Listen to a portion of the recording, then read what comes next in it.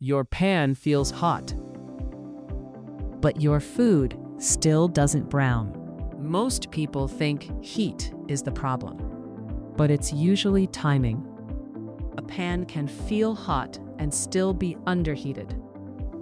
Because surface heat isn't the same as stored heat. Stored heat is what keeps temperature stable, and that's what most pans are missing. When metal isn't fully heated, it loses heat instantly, especially when food touches the surface.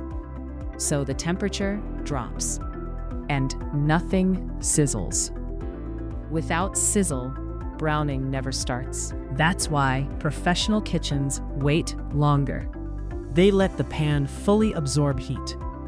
This creates thermal stability. So when food goes in, heat stays high.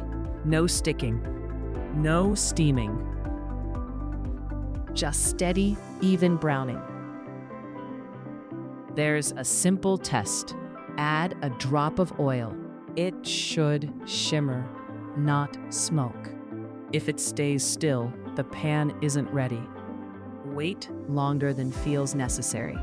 Heat first. Food second. Do you usually add food as soon as the pan feels hot?